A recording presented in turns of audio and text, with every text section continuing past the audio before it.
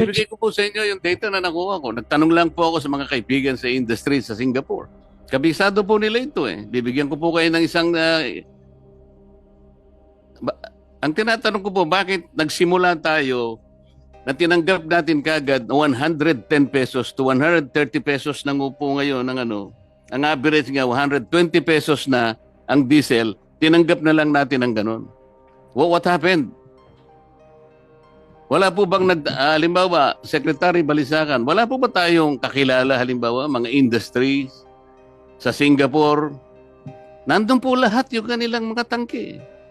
Pwede po nating makita, kahit kayo po, tanong ninyo kung magkano ngayon. Nahawak ko po yung mga data eh. 29 pesos and 83 cents. Rotterdam Refinery, tanks based in Singapore. Petronas, 32 pesos and 63 centavos. May kita pa po eh. Paano po nangyari biglang sumipa ng 110? From 55 pesos for example, naging 110. Kaya po nagkaroon po tayo ng crisis. Parang imagine po yung crisis. Ang tinatanong ko po sa DOE, meron po bang nagkaroon po ba tayo ng inquiry? Pinatawag po ba natin ang mga oil companies? Yes, Mr. Chair. Mr. Chair, we've been meeting with the oil company several times. Ang presyo sinusundan yung maps, and then ang the rest, Mr. Chair, umi-increase yung logistics tsaka yung insurance, pero yung premium po, Mr. Chair, for you to be able to purchase a supply, dati po mga $5 to $10 lang yan, ngayon po mga $60 na. So umaakyat talaga lahat, Mr. Chair. Ang sinasabi po ninyo, Madam Secretary, Mr. Chair, ay yung pong panganib na dadaan po kayo sa Strait of Hormuz. Ang pupuntahan po natin Singapore, ang layo naman po sa Strait of Hormuz noon eh. Nagkakaintindihan po ba tayo? Yes, Mr. Chair. No, it's not a Strait of Hormuz na ano. We are just getting products also from Singapore and all Southeast Asian countries, Mr. Chair.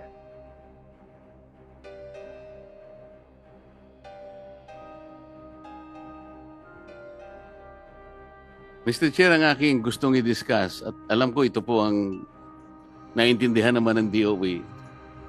Ito po dahil sinasabi natin may crisis na, tank to vessel procedure na po ang pinag-uusapan natin. Yung ating pong, ang ating vessel, siya na po yung lalapit doon sa tangke sa Singapore. Hindi po ba nyo alam mga procedures? Nasa akin yung procedures, nakuha ko kung paano po natin mapapadali ito eh. Ayun po yung FOB price, $570 per metric tons.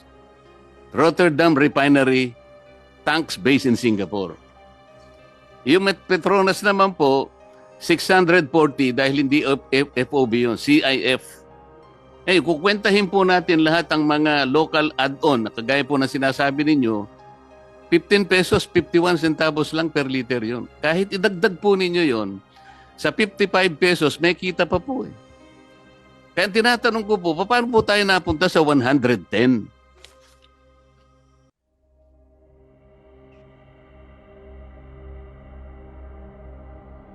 Mr. Chair, we will recheck the data, and we'll if we can get the data from the good senator also. But ang lahat po na orders, halos marami po na orders, gumagaling talaga ng Singapore kasi yun isa sa mga pinakamalaking trading company.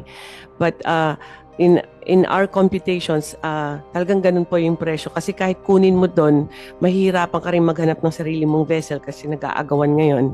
And then the vessel is more expensive now. The premium of the insurance is really, really very expensive. And there's a premium for you to be able to buy, which is from $5 became $60. So lahat po na component nandyan yan. Hindi po ganun kadali na papadala lang ng vessel because we don't have any vessels actually to send to them because it's very difficult now. Pero Mr. Chair, I'll direct our team that are doing the purchasing and check the Rotterdam supply in Singapore, Mr. Chair. Sir Chair, sino po ba yung nagsabing napakahirap ang manap ng vessel? Sino po nagsabi sa inyo? Sino ang nag-advise sa inyo? napakahirap humanap ng vessel para kumuha supply sa mga tangke sa Mr. Chair, Singapore. marami kasi nagbebenta po sa PNOC na sa atin yung transport, and that's the most difficult part that they've been trying to find, Mr. Chair. Yun po bang mga players natin, ganun din ang kanilang sinasabi sa inyo? I'm not talking about the PNOC. Sa atin po yun eh. Yes, Mr. Chair, they were the first ones actually that flagged this, Mr. Chair. Yung ating mga players, sinabi po nila na napakamahal po dun sa Singapore. Did you check? Did you check the FOB price in Singapore as we speak? Yes, Mr. Chair, we have been checking actually Singapore and all the other countries. Di nga po, nasa akin na po eh.